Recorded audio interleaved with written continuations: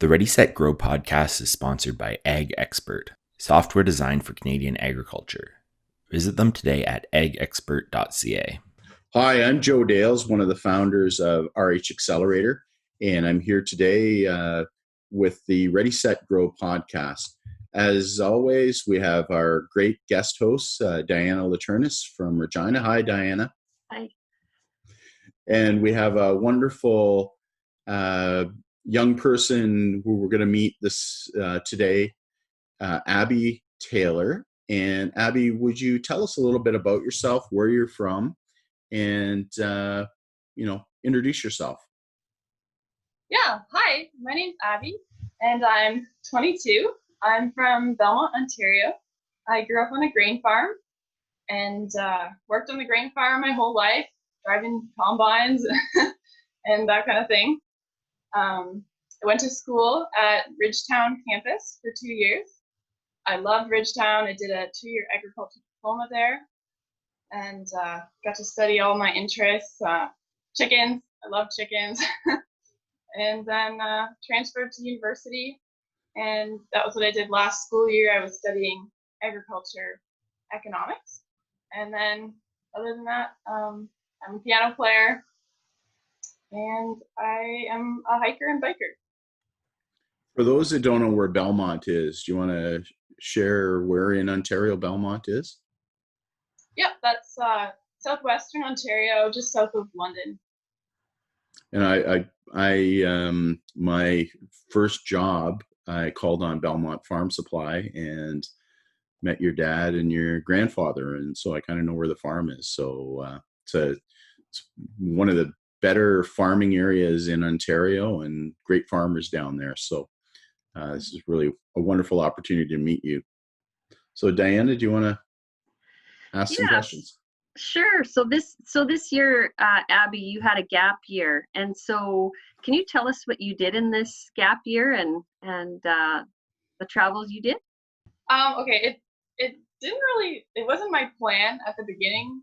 It turned into this when I was at my first job. It was a result of COVID and me kind of deciding the university program I was in wasn't right for me. So I had taken a job over the summer. I was excited to be working off the farm for July and August just to get some different experience after planting season. And that job got postponed because of COVID. And so then I kind of had a chance to chase one of my dreams, which has always been to work on a different farm, particularly a smaller scale, direct sale kind of ecological type farm. So I found a job like this, which was in Wakefield, Quebec, and I got hired to work at Roxanne Farm, working for Erin, a woman named Erin. And so amidst global pandemic, and I had never been away from home for more than a couple of weeks, I took this job, which was an 8-week position up close to Ottawa, but in Quebec. So I was working as a grazing assistant, and basically my every day was going out and moving the sheep and the cattle to fresh pasture. They were doing daily rotational grazing, so every day I had to set them up a new pasture and take down the old one. And I loved this job. It was great for me. I was outside, I was physical, and I was learning lots about grass and soil and assessing the grass and looking at the days before and did I give them enough space. And that was my first job. And so I didn't know what was happening with my life in fall, since I didn't want to go back to this university program. And then I was looking into a lot of other different programs for school, but as everything just went online, I just knew I didn't want to spend a year doing Zoom school. And it just seemed like I was loving what I was doing on this farm, and I wanted more of that. So that was when, combined with, I was listening to a gap year podcast, and it really encouraged me that would be a good thing for me this year. So it took on the theme of continuing with that and finding more farms and like with kind of a goal of focusing on like regenerative farms and soil health and just checking off boxes, like trying all these things I'd wanted to try and learning about different farms I'd been interested in. So that's how it started. And so have you worked on other farms? I know you're out in British Columbia right now. So what happened after Quebec? Yeah, so Quebec was for 8 weeks, and it was while I was in Quebec that I was reading lots of books in my free time, and I read this book called Dirt to Soil, which I would highly recommend. It's a really good book, and it's written by Gabe Brown, who's an American, and I really wanted to go to his farm and be an intern on his farm, but it's kind of difficult to get into North Dakota these days. So lucky for me, he had written in his book about other farms in Canada that were doing some similar things. So one of those farms was Axton Farms in Minton, Saskatchewan. So I emailed Derek and Tanis Axton just on a whim, basically sent them my resume and said, do you want to hire me? And I was thinking more for next spring. Like it was already mid-August at this point. But lucky for me, they were looking for some extra help because COVID had thrown a wrench in some of their plans. So they were kind of like, yeah, you can come out this fall. Like, how quick can you get here kind of thing. And couldn't pass that one up. So I packed up my truck again and drove out to Saskatchewan to work on their farm, which was such a good experience. They were doing so many cool things, like intercropping and cover cropping, making their own compost and compost teas, and so much to learn there. So Derek and Tanis were great contacts to have and ask them questions. Derek would be teaching me how to drive a piece of equipment, but I'd be like sneaking in questions about all of his practices when I could. So I worked at Axton Farms from the start of September to mid-October as mostly as a combine operator, like servicing them in the morning and helping with fixing things, but lots and lots of combining. And from there, after that, I knew I wanted to go to BC. I had always wanted to drive across Canada. That was also part of this gap year, was making that come true.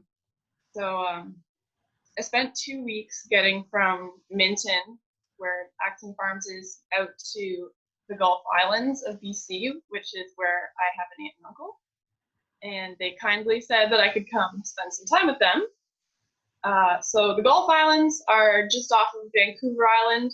They're smaller islands, but like some of them have a few thousand people living on them, so they're still decent size. And the 2 weeks I spent getting out here, I toured a bunch of farms along the way. I saw a sheep farm, a dairy and cranberry farm. One of my highlights was spending a day at a beef and bison farm. A woman named Josie there allowed me to be a rancher for a day with her, and I will never forget that. She was so kind to me, and I had a great time out in the Alberta snow in October.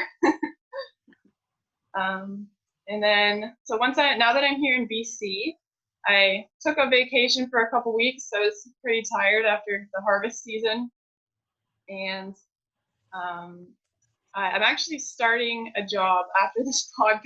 It's my first day. I got hired by by one of the Gulf Islands Farmers Institutes to work as a shared laborer between a bunch of the small farms on the island. So I'm gonna be kind of spending every day of the week at a different farm, which is really exciting. I'm gonna get lots of variety. So that starts after this. Wow, that sounds like a cool experience. And so what kinds of things did you learn to take back to your farm when you go back to Ontario? Lots of things. Since I've worked on a few farms and I've toured like over a dozen farms, I've gotten to see lots of people's different practices. So I've seen like what works for people and gotten lots of ideas from them. And seeing different dynamics of people's lifestyles and kind of like how I want to live my life in the future. And then being away from home, which I've never really been away from home, it's just given me the time to think more about what my passions are. And I think at home we've always known that they're livestock, but being away from home, it's really like, yeah, that's what I want to go into. So yeah, being away has been tough, but good to really figure out the roads I want to go down. It's one of my favorite things is visiting farmers, across Canada and across North America, and they're always so gracious and hospitable and sharing. So congrats on that. So this whole gap year adventure, would you recommend it to other students, other people? Was it worth it? Yeah, absolutely. I would definitely do that. I learned so much so far. It hasn't even been a year, but it's not the same kind of learning as being in school, and it's like irreplaceable. The stuff because you learn about farming, but you learn about history. Like along my way, I learned lots about the history of areas and thought about our past. So there's that, and you learn about yourself. And I think that in the future, I think it would really pay itself off on the farm to come back with seeing how other people do it and not just only knowing your own farm. So I would definitely recommend it to anybody, especially farm kids, because it's easy for a lot of us to not leave the farm. It was really hard for me to be like, tell my family I'm not going to be here this summer. And not only that, but I'm going to work on a different farm and help them at a time when you kind of need me around the most. It's very difficult, but I think the more farm kids that do this, it's really good to, even if you're within your own province, to see all the diversity, the different farms and different things people are doing. So I think it really pays off. Yes, being a next generation farmer, you're learning a lot, and it's all hands-on experience. So that's awesome. And so do you have anything else that you want to share that you can say on your journey or for your next farming adventure, what that looks like? Yeah, I would want to say, like a mention of all the generosity I saw along the way. It was just crazy that even amidst the pandemic, every person I encountered was so kind to me. They wanted to feed me. They wanted to give me another contact that I might want to visit or that might want to hire me. And everybody along the way was just wonderful. So it was really nice to see that about Canadians everywhere. And then the other thing I would say is to anybody, like if someone's thinking of doing this, kind of the best thing that helped me was a motto of like just try or just ask, because a lot of these jobs I got kind of just I didn't wait for a job posting. I just found a farm that looked cool to me and said, here's my resume, like here I am, do you want to hire me? And that has worked out pretty well for me, actually. And same with the farm tours. Just I went on so many farm tours, and most of them were strangers to me. Like some had been set up by other people, but a lot of them I just found their website, knew I was coming through there, and emailed them. And people are just so generous to just say, yeah, come on out. Like very kind to a stranger. So worth just giving it a shot, and then worst that happens is somebody says no. Well, this is great. We really enjoy hearing your story, and very proud of you, Abbey, on your excellent adventure. So have fun helping the farmers out on the coast islands there in BC. And we look forward to hearing about their next stage of your adventure sometime in the future. So thanks, everyone, for listening to the Ready, Set, Grow podcast. And we'll talk to you next week. Bye now.